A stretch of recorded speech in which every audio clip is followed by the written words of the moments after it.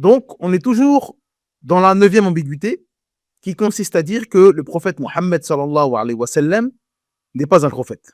On a répondu à l'argument numéro 1 qui consiste à dire que le prophète Mohammed sallallahu alayhi wa sallam n'est pas un prophète selon eux. Pourquoi? Parce qu'il ne correspond pas aux critères d'un prophète selon l'Ancien Testament et la tradition juive.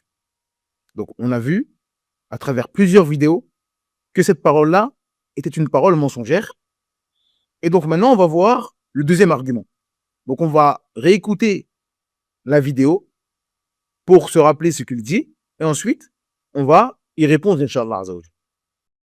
Troisième point, est-ce que Mahomet est un prophète ou un modèle? Il n'est absolument pas prophète selon les critères de l'Ancien Testament et de la tradition juive. Il n'a pas de témoin, le Coran ne rapporte aucune prophétie, il n'a pas annoncé le Messie, il a fait 0 miracle selon le Coran, même si certains hadiths tardifs prétendent le contraire. Il n'est pas mort à Jérusalem, alors que Jésus dit qu'il ne convient pas qu'un prophète meure en dehors de Jérusalem. Il est même mort empoisonné, ce qui est une catastrophe pour un prophète.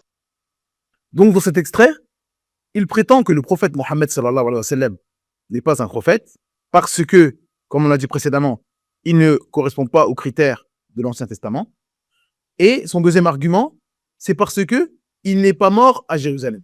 Donc, le deuxième argument, c'est dire que le prophète Mohammed sallallahu alayhi wa sallam n'est pas un prophète. Pourquoi?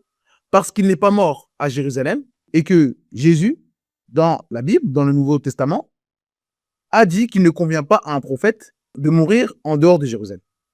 Donc, on va répondre à cet argument en 2 points. Le premier point, c'est la contradiction flagrante dans ses propres critères. Ça, c'est important de méditer sur les gens qu'on a en face de nous. On a des gens qui veulent tellement dénigrer l'islam, la religion d'Allah Azza wa Jal, qu'ils sont prêts à n'importe quoi, ils sont prêts à n'importe quelle pirouette et à se contredire en quelques secondes sans même réfléchir. Ça, c'est une caractéristique des gens de la passion. Quelqu'un qui est passionné, on l'a dit plusieurs fois, c'est comme quelqu'un qui est ivre. Il ne se rend même pas compte de ce qu'il est en train de faire. On ne met pas en doute son intelligence. Je ne connais pas cette personne-là, je ne dis pas que cette personne-là est bête, ou etc. Non, Allah je ne la connais pas. Mais il n'y a aucun doute que ça, c'est la passion. C'est les signes de quelqu'un de passionné. C'est-à-dire que tu veux tellement quelque chose à tout prix que tu ne sais même plus ce que tu dis.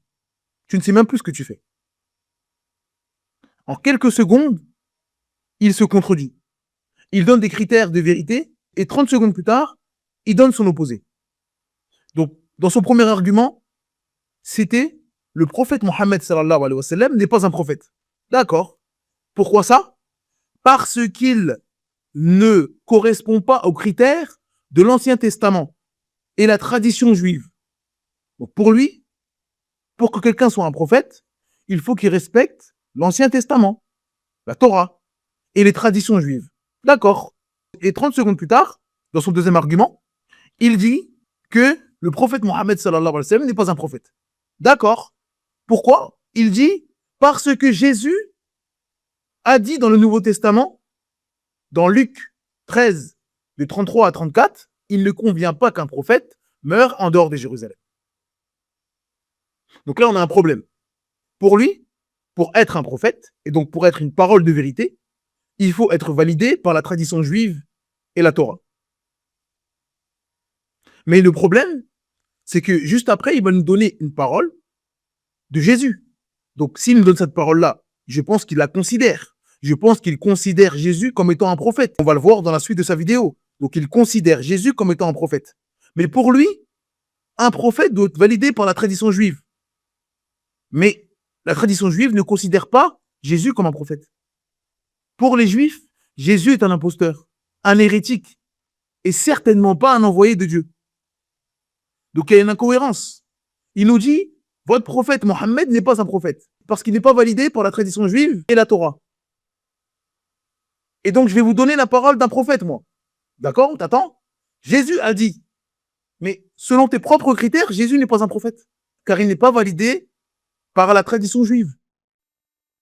Comment on fait? Comment on fait? Le Nouveau Testament n'est pas reconnu par la tradition juive. Donc là, il y a un problème dans l'argumentation. Dès le départ, son argumentation est nulle. On voit des gens qui cherchent. On voit des gens qui, à tout prix, cherche quelque chose, même si c'est contre la raison, même si c'est stupide. Deuxième point de notre réfutation, ça va être le fait de dire que même si on descend avec toi, allez d'accord, tu dis n'importe quoi, mais on va venir avec toi. Et tu nous dis que la Bible, et plus précisément le Nouveau Testament, dit que Jésus a dit qu'il ne convient pas à un prophète de mourir en dehors de Jérusalem. D'accord. Donc, selon toi, la Bible est la vérité. Et donc, la Bible, c'est, pour les chrétiens, c'est le Nouveau Testament et l'Ancien Testament. D'accord. Et donc, on va partir du principe que pour toi, c'est la vérité. Et quand on regarde le livre que tu estimes être la vérité, on voit que des prophètes sont morts en dehors de Jérusalem. Comment on fait? Premier exemple, Moïse. Moïse, selon la Bible, l'Ancien Testament, est mort sur le mont Nebo, en Jordanie actuelle. Dans Deutéronome 34, du verset 1 à 6, il est dit « Moïse monta des plaines de Moab sur le mont Nebo, au sommet du Pisga, vis-à-vis de Jéricho. Et l'Éternel lui fit voir tout le pays. L'Éternel lui dit « C'est là le pays que j'ai juré de donner à Abraham, à Isaac et à Jacob. Je te l'ai fait voir de tes yeux, mais tu n'y entreras pas. » Moïse, serviteur de l'Éternel, mourut là, dans le pays de Moab, selon l'ordre de l'Éternel. Donc, d'après l'Ancien Testament, Moïse est mort sur le mont Nebo, au pays de Moab, qui est la Jordanie actuelle. Donc, c'est pas Jérusalem. Et je pense qu'il y a unanimité des Juifs et des chrétiens, et même des musulmans, pour dire que Moïse est un prophète. C'est-à-dire que les Juifs, les chrétiens et les musulmans sont tous d'accord pour dire que Moïse est un prophète. Et la Bible nous dit que Moïse n'est pas mort à Jérusalem. Donc, comment on fait? On comprend donc que c'est possible d'être un prophète et de ne pas mourir à Jérusalem. Deuxième exemple, Ézéchiel. Donc Ézéchiel, qui est un prophète selon la Bible, était dans l'exil à Babylone et il a reçu la révélation. Dans Ézéchiel 1, au verset 1, il est dit « La 30e année, le 5e jour du 4e mois, comme j'étais parmi les captifs près du fleuve Kébar, les cieux s'ouvrirent et j'eus des visions divines. » Donc Ézéchiel, toujours dans l'Ancien Testament, on a dit que les prophètes, la partie des prophètes, c'était plusieurs prophètes où on a raconté leurs histoires. Donc Ézéchiel est considéré comme un prophète selon l'Ancien Testament.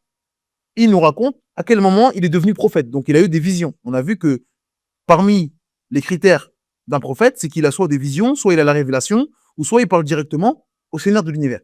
Donc Ézéchiel nous dit qu'il a eu des visions divines. Donc c'est devenu un prophète. Et Ézéchiel a été envoyé comme prophète à Babylone. Donc ça prouve qu'on peut devenir un prophète et être en dehors de Jérusalem. Donc on peut être prophète et mourir en dehors de Jérusalem. Et on peut également, selon la Bible bien sûr, recevoir la prophétie en dehors de Jérusalem. Troisième exemple, Jonas. Jonas, c'est un prophète selon la Bible. Et il a été envoyé à Ninive. Ninive, c'est en Irak actuel. Donc dans Jonas 1, chapitre 2, il est dit « Lève-toi, va à Ninive, la grande ville, et crie contre elle, car sa méchanceté est montée jusqu'à moi. » Donc l'Éternel fait de Jonas un prophète en lui disant « Lève-toi et va à Ninive, en Irak actuel. » Et Jonas a appelé les gens à la religion là-bas, et il est mort là-bas. Donc il y a plusieurs exemples de l'Ancien Testament qui nous montrent que des prophètes ont reçu la prophétie en dehors de Jérusalem et sont morts en dehors de Jérusalem. Donc cet argument, il ne tient pas la route. Ou alors, en tant que chrétien, tu dois dire que l'Ancien Testament dit n'importe quoi. Ça, je vous laisse ça entre vous. Encore une fois, c'est pas nos affaires, nous. Nous, on est juste là pour dire que ce qu'il dit est faux. Maintenant, de savoir est-ce que la parole de Jésus est vraiment la parole de Jésus? Il ne convient pas à un prophète de mourir à Jérusalem. Comment la comprendre, etc. Ça, c'est pas nos affaires. Encore une fois, nous, on a la croyance que ces livres-là sont des livres falsifiés. Donc, on les prend pas parce qu'on estime que c'est une référence, non, parce que pour lui, c'est une référence.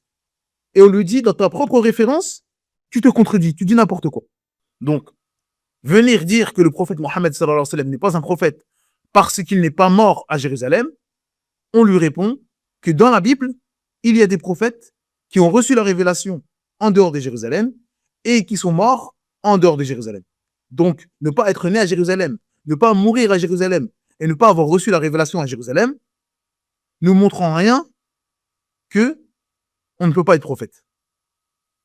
Encore une fois, les critères de la prophétie, on les a vus précédemment, et le prophète Mohammed sallallahu alayhi wa sallam coche toutes ces cases.